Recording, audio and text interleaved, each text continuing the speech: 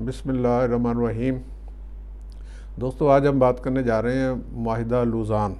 बाद लोग इसे लुज़ानिया भी कहते हैं। और वीडियो के आखिरी हिस्से में हम बात करेंगे कि इस माहिदा लुज़ान का अर्तगल गाज़ी ड्राबे से क्या लिंक बनता है। तो माहिदा लुज़ान पर बात शुरू करने से पहले मैं आपको बताता चलूँ कि लुज़ान एक स्विट्ज़रलैंड का एक शहर है।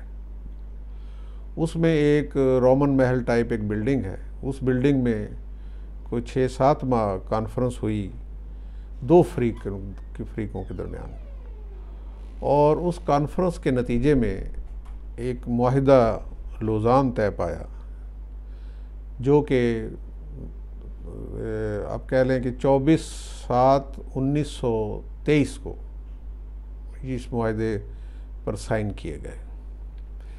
इसे माहिदा लुज़ान कहते हैं। ये माहिदा दो फ्रीकों के दरमियान था। वो दो फ्रीकैन कौन थे? एक तरफ ग्रुप्स था मुल्कों का। उन मुल्कों में बरतानवी बादशाहत, जो उस वक्त किंग ऑफ बरतानिया, जिसमें आपको पता है अभी उस वक्त बरतानवी बादशाहत इतनी लंबी चौड़ी थी कि उनका सूरज गुरूब नहीं होता था। यूरोप से लेके ऑस्ट्रेलिया तक फैली हुई थी, और वो इंडिया में भी उसी की उस वक्त हुकूमत थी 1923 में। तो उस माहिदे में जब वो किंगडम ऑफ बरतानिया की तारीफ़ लिखी गई है, तो वहाँ पर किंग ऑफ इंडिया का भी जिक्र किया गया है। तो बरतानिया इसमें मेन फ्रीक था इस माहिदे में। इसके अलावा इसमें फ्रांस था, इटली, जापान की बादशाहत थी बल्कि, और इसमें रोमानिया और सर्बिया की बादशाहत, ये सारे एक फ्रीक के तौर पर इस माहिदे में शामिल थे। दूसरी तरफ तुर्की था इसका फ्रीक, एक वाहद फ्रीक तुर्की वो तुर्की जो जदीद तुर्की था। उस वक़्त मुस्तफ़ा कमाल अतातुर्क उसके सदर थे, यानी कि वो जदीद तुर्की की एक सेकुलर रियासत वजूद में आ चुकी थी। तो दूसरा इसका जो फ्रीक था वो जदीद तुर्की था, मॉडर्न तुर्की था, वो पहले वाला तुर्की नहीं था। ये बात बड़ी यहाँ काबिल गौर है, और इसे आप अपने ज़हन में रखिएगा। तो ये माहिदा जो 6-7 महीनों में मुकम्मल हुआ, इसमें काफ़ी ये लंबे चौड़े इसके सफ़ात हैं, काफ़ी लंबा है। इस माहिदे में तकरीबन कोई 11 के करीब सेक्शन है और 143 इसके आर्टिकल है। ये फ़्रेंच ज़बान में तहरीर हुआ है, और फ़्रांस के पास ही इसकी असल कापी मौजूद है। इस माहिदे में बहुत सारी तफसीलात हैं, बड़ी लंबी चौड़ी तफसीलात हैं, जो शायद यहाँ इस वीडियो में हम बयान नहीं कर सकते। हम सिर्फ उनके मेन इंग्रेडिएंट्स जो हैं वो आपके सामने रखेंगे। लेकिन इस माहिदे की जो 5 या 4 या 5 या 6 चीज़ें जो मेन अहम हैं, उस पर उनको आपके सामने रखने से पहले हमें इस माहिदे का थोड़ा सा पस मंज़र ज़रूर जानना पड़ेगा, वरना ये माहिदा हमें समझ नहीं आएगा कि ये माहिदा है क्या। इसका पस मंज़र ये है कि आपके इल्म में होगा कि पहली जंग अज़ीम, फर्स्ट वर्ल्ड वार, लड़ी गई 1914 और 1918 के दरमियान। 1918 में जर्मनी की दरख्वास्त पर जो है ना जी, ये जंग अज़ीम बंद हुई। तो ये जंग दो फ्रीकों के दरमियान हुई। एक को कहा गया इत्तेहादी अफवाज। उस इत्तेहादी अफवाज में कौन कौन से मुल्क शामिल थे? उनमें जर्मन था, ऑस्ट्रिया था, हंगरी था, रोमानिया था, बल्गारिया था, और उस्मानी खिलाफत। इसे इत्तेहादी अफवाज कहा गया। दूसरा फ्रीक, जिसे सेंट्रल पावर कहा गया, यानी कि पहले को अलाइड पावर कहा गया, दूसरे फ्रीक को सेंट्रल पावर कहा गया। उस पे फ्रीक में कौन थे? उनमें सबसे बड़ा फ्रीक था बरतानिया की पूरी किंगडम, सर्बिया की पूरी किंगडम, रूस उसमें शामिल था, फ्रांस था, इटली था, अमेरिका था, और छोटे मोटे कई ममालिक थे। इन्हें ये दूसरा फरीक था, इन्हें सेंट्रल पावर कहा गया। यानी कि ये इत्तेहादी पावर और सेंट्रल पावर के दरमियान ये जंग लड़ी गई।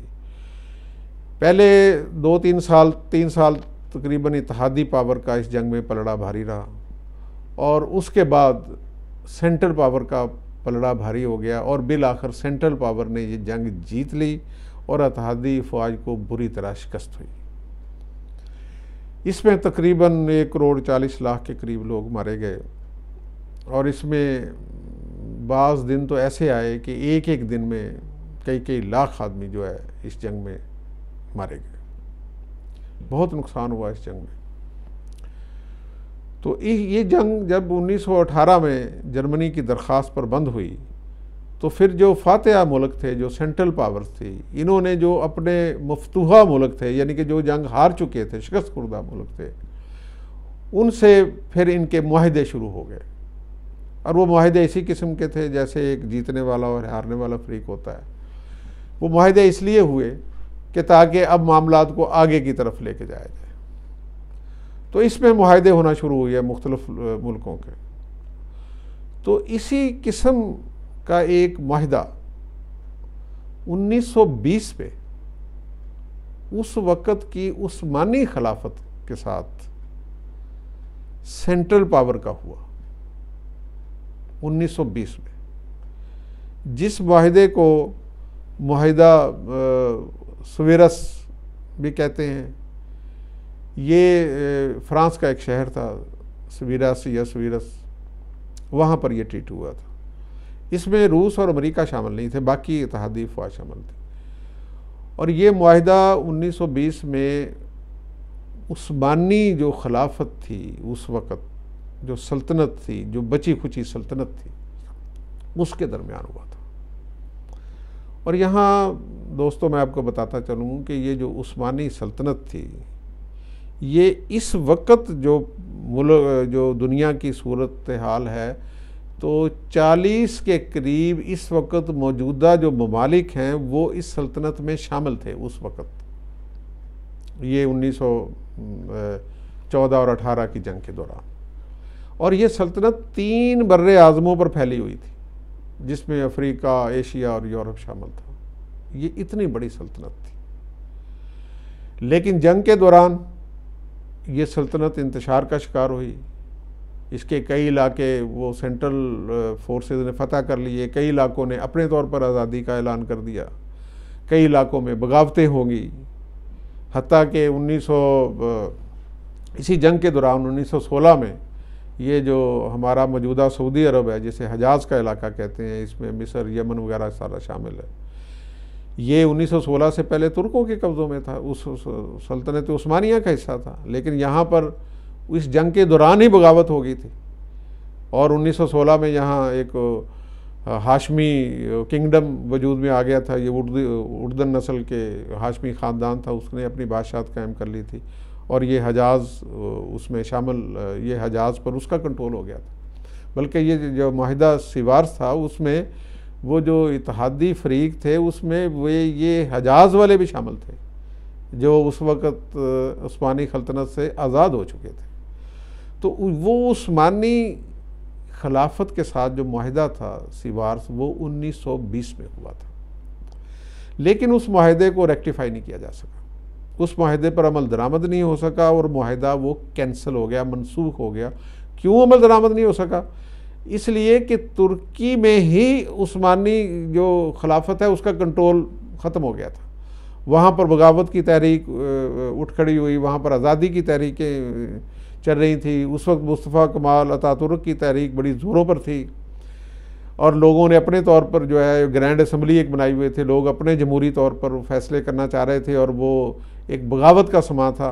तो अमलन ये जो उस्मानी खलीफा थे उस वक़्त, वहीदुद्दीन आखिरी खलीफा थे, तो उनकी खिलाफत वो अपने 1-2 महल्लात तक महदूद थी, या 1-2 शहरों के 1-2 महलों तक महदूद थी। तो अमलन उसकी हुक्मरानी ख़त्म हो चुकी थी। तुर्की पर ही, जो इस वक्त तुर्की है, उस खिलाफत उस्मानिया का कंट्रोल बाकी नहीं रहा था। इसलिए वो जो मुआहदा सिवार्स था, वो ना उस पर अमल हो सका, ना उसे तस्लीम किया गया, ना उसे रेक्टिफाई किया गया। और बैनुल-अक़वामी तौर पर आप ये बात ज़हन में रखें कि उस वक्त UNO का वजूद नहीं था। ये जो मौजूदा हमारी अक़वाम मुत्तहिदा है, ये उस वक्त एग्जिस्ट नहीं करती थी। उस वक्त एक लीग ऑफ नेशन हुआ करती थी। तो किस्सा मुख्तसर हम आगे बढ़ते हैं। तो कहने का मकसद ये है कि ये वो माहिदा सिवार्स ख़त्म हो गया और उसके बाद 1922 में वो जो तुर्की में जो बगावत थी कमाल अतातुर्क की, वो अपना कामयाब होगी और कमाल अतातुर्क साहब, मुस्तफ़ा कमाल अतातुर्क साहब जदीद तुर्की के पहले सदर बन गए। और साथ ही 1922 में बाज़ाब्ता तौर पर खिलाफत उस्मानिया का ख़ात्मा हो गया और उनके आखिरी खलीफा को जला वतन कर दिया गया। उनके ख़ानदान के बहुत सारे अफराद कत्ल कर दिए गए, बहुत सारे कैद हुए। वो एक लंबी दास्तान है, वो आज का मौजू नहीं है, वो फिर बाद में बात करेंगे किसी वक्त मुनासिब वक्त टाइम पर। तो मुस्तफ़ा कमाल अतातुर्क 1922 में तुर्की के सदर बन गए। तो ये मुआहिदा लौज़ानिया 1923 में हुआ। अब शायद मैं अपनी बात आपको ज़्यादा बेहतर तौर पर समझा सकूं कि मुआहिदा लौज़ानिया जिन फ़रीक़ों के दरमियान हुआ उसमें खिलाफत उस्मानिया शामिल नहीं थी। वो इत्तेहादी जो थे वो शामिल थे और दूसरी तरफ कौन थे? मुस्तफ़ा कमाल अतातुर्क, जिन्होंने ये मुआहिदा लौज़ानिया उनके नुमाइंदों ने साइन किया। तो अब इस ये मुआहिदा लौज़ानिया के अहम जो बातें जो तय हुई, वैसे तो मैंने आपको पहले कहा कि ये लंबा चौड़ा था, उस पर बात करने की ज़रूरत नहीं है। मैं सिर्फ बहुत ही मुख्तसर और इंतहाई अहम जो इसमें 4-5 चीज़ें तय हुई थी वो मैं आपके सामने ज़रूर पेश करना चाहूँगा। ये मुआहिदा लौज़ानिया, इसके जो 5 अहम निकात थे वो ये थे कि इसमें बाज़ाब्ता तौर पर जो उस्मानी खिलाफत थी उसके इख्तिताम का मुआहिदा किया गया कि आज के बाद कोई उस्मानी खिलाफत नाम की कोई चीज़ इस दुनिया में नहीं है। और उस्मानी खिलाफत क्योंकि 3 बर्रे आज़मों में फैले हुई थी और वो 600 साल उन्होंने हुकूमत की थी, तो आप अंदाज़ा लगा लें कि उनके कितने कैसेट्स होंगे, कितने उनके जायदादें होंगी, कितने उनके उतनी बड़ी रियासत के जो असासाजात हैं वो कितने होंगे। तो उन तमाम असासाजात की को आपस में तकसीम किया गया। दूसरे लफ्ज़ों में कह लें भी इस मुआहिदे के ज़रिए उस्मानी खिलाफत के तमाम असासाजात जो 3 बर्रे आज़मों में फैले हुए थे उनकी बंदर बाँट की गई। हर मुल्क ने अपना अपना हिस्सा लिया और उसमें मुस्तफ़ा कमाल अतातुर्क ने भी अपना जो भी हिस्सा थोड़ा बहुत ले सकते थे वो भी उन्होंने उसमें लिया। लेकिन ज़्यादातर असासे जो है वो इत्तेहादियों के पास चले गए। और इसके अलावा क्योंकि ये इसकी हदूद बहुत लंबी चौड़ी थी इस रियासत की, इसलिए उनकी टेरिटोरियल हदूद का तयन बहुत ज़रूरी था। जो इस मुआहिदे में सबसे ज़्यादा जो लेंथी चैप्टर है वो टेरिटोरियल हदूद का है कि फ़लाँ मुल्क की हदूद क्या होंगी, फ़लाँ मुल्क की हदूद क्या होंगी, फ़लाँ जज़ीरा किसको मिलेगा, फ़लाँ जज़ीरा किसको मिलेगा। तो मुस्तफ़ा कमाल अतातुर्क साहब के जो ज़ेर क़यादत उस वक़्त जदीद तुर्की की हुकूमत थी वो सुकड़ कर बहुत महदूद हो गई जो अब मौजूदा तुर्की के शक्ल में आपके सामने है। ये आप उनकी साबका उस्मानी खिलाफत की टेरिटोरियल जुरिडिक्शन का और इसका मुआवजा करें तो ये शायद उसके चौथे या 5वें हिस्से के करीब ये शायद बनती हो, शायद इससे भी कम बनती हो। तो ये वहाँ तक सुकड़ गई और इन्होंने बखुशी उसे कबूल कर लिया मुस्तफ़ा कमाल अतातुर्क साहब। तो एक तो ये उसका अहम इस मुआहिदे में जो चीज़ें तय की गई वो उसकी टेरिटोरियल जुरिडिक्शन और खिलाफत उस्मानिया का असासों की तकसीम की बंदरबांट। दूसरी उसमें पाबंदियां आयद की गई, यानी कि जो मौजूदा जदीद तुर्की जो उस वक्त कमाल अतातुर्क साहब ने बनाया था उसे भी बाइज्जत तरीके से उस तरह ना काम करने की इजाज़त दी गई, ना उसे बाइज्जत तरीके से वो स्टेटस दिया गया जो एक इंडिपेंडेंट रियासत का होता है। उसमें दो बड़े अहम फैसले किए गए। एक तो यह है कि तुर्की अपनी मादनियात पर जो है, जो उसके रिसोर्सेज थे, ख़ास तौर पर तुर्की के इलाके में तेल बहुत वसी पैमाने पर मौजूद है, उस पर पाबंदी आयद की गई कि वो ड्रिलिंग नहीं कर सकता, वो अपनी तेल को एक्सप्लोर नहीं कर सकता और दीगर मादनियात से भी वो उस तरह इस्तिफादा नहीं हासिल कर सकता। और 100 साल के लिए 2023 तक ये पाबंदी लगा दी गई कि वो अपने रिसोर्सेज को इस्तेमाल नहीं कर सकेगा। एक लिमिटेड हद तक रिसोर्सेज को इस्तेमाल करने की इजाज़त दी गई। इसके अलावा एक अहम तरीन जो माशी जो सबसे बड़ी पाबंदी तुर्की पर आयद की गई वो आबनाए बासफोर्स का इस्तेमाल था। आबनाए बासफोर्स एक समुद्री चैनल है जो दो समुंदरों को आपस में मिलाता है। एक तरफ ब्लैक सी है जिसके लिए और कोई रास्ता ही नहीं है बाकी दुनिया से मिलने का सिवाय उस आबनाए बासफोर्स से। दूसरी तरफ बहरा रूम है, वो ब्लैक सी और बहरा रूम को ये आबनाए बासफोर्स आपस में मिलाती है और बहरा रूम फिर आगे बहरे ओकियानूस में जाके मिलता है। तो ये कुदरती चैनल है, ये किसी इंसान ने नहीं ये गुज़रगाह बनाई हुई है, अल्लाह ताला ने बनाई हुई है। ये तकरीबन कोई 39 किलोमीटर के करीब लंबी है और इसकी चौड़ाई कहीं 1 किलोमीटर है, कहीं 1.5 किलोमीटर है, कहीं 2 किलोमीटर और कहीं 3 किलोमीटर। बड़ी खूबसूरत ये एक गुज़रगाह है। और बहरा जो ब्लैक सी है उसके इर्द गिर्द जितने ममालिक हैं उनमें रूस भी शामिल है, उसमें रोमानिया, बुल्गारिया, यूक्रेन और पता नहीं कौन कौन से ममालिक शामिल हैं। तो जितने ममालिक हैं उन सब की तजारत का यही एक रास्ता है। तो इस लिहाज से आप इसकी अहमियत का अंदाज़ा लगा सकते हैं कि ये कितनी बड़ी अहम तरीन गुज़रगाह है। और जिन लोगों ने तुर्की की सियाहत का जिन्हें मौका मिला है, आपने देखा होगा कि वो आबनाए बासफोर्स जो है वो इस वक्त सियाहों का मरकज़ है। ये इस्तांबुल शहर के दरमियान से ये गुज़र रही है। तो इसके दोनों तरफ होटल और बहुत सी तजारती सरगर्मी और पता नहीं क्या कुछ इसकी तरफ बना हुआ है।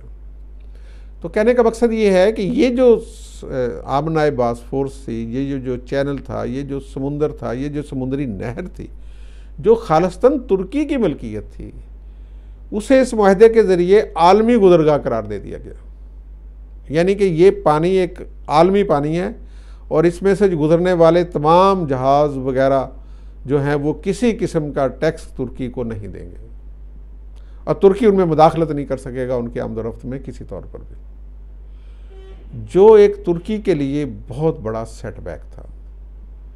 क्योंकि अगर यही आबनाए बासफोर्स पर अगर तुर्की रेवेन्यू इकट्ठा करना शुरू कर दे या तुर्की अपना कंट्रोल हासिल कर ले तो तुर्की की इकॉनमी तो कहाँ से कहाँ चली जाएगी। तुर्की तो जो मौजूदा तुर्की है और वो तुर्की होगा जो इस आलमी गुज़रगाह पर कंट्रोल के बाद आएगा तो उसमें तो ज़मीन आसमान का फ़र्क है। तो ये पाबंदियाँ लगा दी गई कि ये आलमी समुंदर होगा और 100 साल तक तुर्की इस पर मुदाखलत नहीं कर सकेगा। ये भी इस मुआहदे का एक अहम तरीन मुआशी जो इसका पहलू था वो ये था। फिर इस मुआहदे में ये ज़िक्र किया गया कि तुर्की का जो स्टेटस है वो एक सेकुलर रियासत का स्टेटस होगा, यानी कि इसका स्टेटस एक इस्लामिक जो उसका स्टेटस था, जो उससे पहले वो इस्लाम के हवाले से पहचाना जाता था कि वो पूरे आलम इस्लाम के नुमाइंदा हैं, वो खिलाफत है और वो हर लिहाज से इस्लामी तहज़ीब, रवायात और इस्लामी पावर के अमीन हैं, वो सारे स्टेटस ख़त्म कर दिए गए और उन्हें कहा गया कि ये सिर्फ़ एक जदीद मॉडर्न सेकुलर और लिबरल तुर्की होगा। और इसी लिबरल कॉन्सेप्ट को आगे बढ़ाते हुए आपको पता है कि मुस्तफ़ा कमाल अतातुर्क ने तुर्क में इसी मौजूदा तुर्की में अरबी अज़ान पर भी पाबंदी लगा दी थी। नमाज भी ये हुक्म दिया गया था कि तुर्की ज़बान में अदा की जाए और अज़ान भी जो है वो तुर्की ज़बान में अदा की जाए। यानी कि वो हर लिहाज से वो जो साबका इस्लामी जो असरात थे उसका वो ख़ात्मा चाहते थे। वो इसे मुस्तफ़ा कमाल अतातुर्क मौजूदा जो उन्होंने तुर्की बनाया, इसे मॉडर्न तुर्की कहते थे। वो इसे यूरोप का हिस्सा करार देते थे और उन्होंने अपना रहन सहन, लिबास तक जो है वो चेंज कर दिया। लिबास में हैट का इस्तेमाल लाजमी करार दे दिया, वो लिबास की हैयत ही चेंज कर दी। वो अपने आप को इस्लामी दुनिया के साथ अटैच नहीं करना चाहते थे, वो अपने आप को यूरोप के साथ अटैच करना चाहते थे। तो ये मुआहिदा ज़ाहिर है उन्होंने ही किया था। तो उन्होंने वो जो बैनुल-अक़वामी तौर पर जो इस्लामिक शनाख्त के हवाले से तुर्की की जो शनाख्त है उसको मुकम्मल तौर पर चेंज कर दिया। और ये मुआहिदा दोस्तों 100 साल के लिए तहरीर किया गया कि 2023 में ये मैच्योर होगा और इसके ज़रिए जो पाबंदियाँ लगाई गई हैं वो 2023 तक बरकरार रहेंगी। इस मुआहिदा को मुआहिदा लौज़ान कहा जाता है। इसकी छोटी मोटी और भी बातें हैं जो वक्त के साथ साथ आएंगी और उन पर हम वक्तन फ़क्तन बात भी कर लेंगे, लेकिन सरे दस्त आपको इसकी मेन बातें बताना आपको ज़रूरी था। अब इस मुआहिदा के मुतल्लिक़ जो 2023 में मैच्योर होने जा रहा है, हमारे यहाँ बड़ी बड़ी इस पर बातें की जा रही हैं, बड़े बड़े इस पर कॉलम लिखे जा रहे हैं और बड़े बड़े इस पर एक मीडिया में प्रोपेगेंडा भी किया जा रहा है और एक हाइप भी क्रिएट की जा रही है कि पता नहीं 2023 में क्या होने वाला है। तो उस सिलसिले में मैं दोस्तों आपसे गुजारिश करूंगा कि एक तो इसमें जो लोगों के गलत किस्म के मफरूज़े लोगों के ज़हन में हैं कुछ, तो वो क्लियर हो जाने चाहिए। सबसे बड़ा तो ये है कि इस मुआहिदे का जो उस्मानी खलीफा थे या उस्मानी जो खिलाफत थी उसके साथ कोई तल्लक नहीं है, क्योंकि वो ख़ानदान इस पर फ़रीक ही नहीं था। वो उस्मानी खिलाफत के आखिरी खलीफा वहीदुद्दीन साहब या उनके कोई नुमाइंदे वो इसमें सिरे से शामिल ही नहीं थे। लिहाजा इस मुआहिदे के बाद 2023 में उस्मानी खिलाफत बहाल हो जाएगी या उस्मानी उस ख़ानदान का इक़्तिदार बहाल हो जाएगा, ऐसी कोई बात सिरे से इसका वजूद ही नहीं है। ये वैसे ही एक जो है ना जी प्रोपेगेंडा किया जा रहा है, इसका उस्मानी खिलाफत की बहाली से कतन कोई ताल्लुक नहीं। उस वक़्त जैसा कि मैंने पहले भी आपको बताया कि यूएनओ का वजूद नहीं था, लीग ऑफ नेशन थी। आज यूएनओ का वजूद है और उस्मानी रियासत में साबका शामिल इलाके 40 ममालिक में तब्दील हो चुके हैं, जहाँ अपनी अपनी बादशाहतें हैं, अपने अपने निज़ाम हैं, कोई सदर है, कोई वज़ीर आज़म है, जैसे भी कोई गवर्न कर रहा है अपने मुल्क को, और वो इंडिपेंडेंट है। वो किसी कीमत पर भी अब वो अपने आप को किसी एक ख़ानदान की ग़ुलामी में या मज़हब के नाम पर किसी खिलाफत की ताबेदारी में आए, मेरा नहीं ख्याल कि ये आसानी से ना ये मुमकिन है और ना शायद हमें ऐसा होता हुआ नज़र आ रहा है। तो एक तो ये बड़ा कॉन्सेप्ट क्लियर हो जाना चाहिए कि 2023 में कोई उस्मानी खिलाफत बहाल होने नहीं जा रही। तीसरा इसमें ये प्रोपेगेंडा किया जाता है कि ये जो है तुर्की ये क्लेम करेगा अपने इलाकों पर कि ये वो जो साबका इलाके थे वो हमें वापस दे दिए जाए। तो दोस्तों ये भी एक खिलाफ हकीकत बात है। देखिए, मौजूदा जो तुर्की है ये सक्सेसर है उस जदीद तुर्की का जो मुस्तफ़ा कमाल अतातुर्क ने बनाया था। ये अलग बात है कि उनके अंदर वो रिफॉर्म्स हुई और उनके वो जो जदीद तुर्की का वो कॉन्सेप्ट वो बना के गए थे वो चल नहीं सका और बिलाखिर फेल हुआ और आज वहाँ पर तैयब एर्दोगान साहब की शक्ल में एक जदीद मॉडर्न और इस्लामिक सोच रखने वाली एक जमात बरसर इक़्तिदार है और जनाब तैयब एर्दोगान साहब की क़यादत में तुर्की में एक इनकलाब बर्पा हो चुका है। इसमें कोई दो राय नहीं है कि इस वक्त तुर्की एक इस्लामिक सोच की तरफ रवां दवा है, लेकिन ये सियासी तौर पर और कानूनी तौर पर ये उस्मानी खिलाफत के वारिस नहीं है। ये कानूनी तौर पर जो जदीद तुर्की है ये उसी में उस पर इक़्तिदार हासिल किया है इन्होंने। शायद मैं अपनी बात आपको बेहतर तौर पर समझा पाया हूँ। इसलिए उस्मानी खिलाफत अगर बहाल का तो सवाल ही पैदा नहीं हो सकता कि कोई ये मौजूदा जो हुक्मरान है ये भी उस ख़ानदान को ला के और उस्मानी खिलाफत बहाल करें।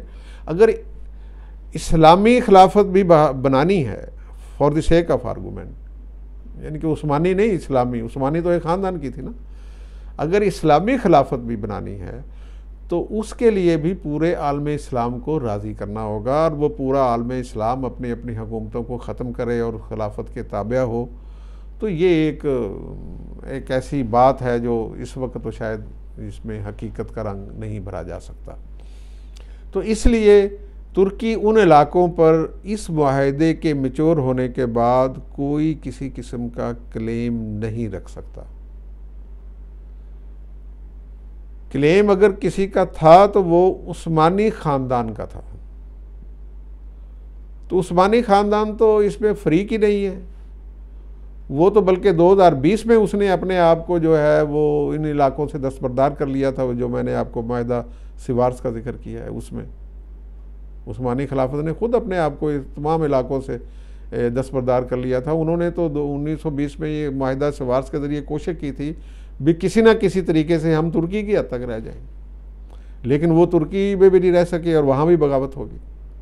तो लिहाजा जो मुआहिदा लौज़ान है इसके ज़रिए से ये खिलाफत बहाल होने नहीं जा रही, और ना ही इस मुआहिदे के बाद तुर्की जो है वो जो साबका इलाक़ों में अपना किसी किस्म का क्लेम बज़ाहिर जो है ना वो रख सकता है।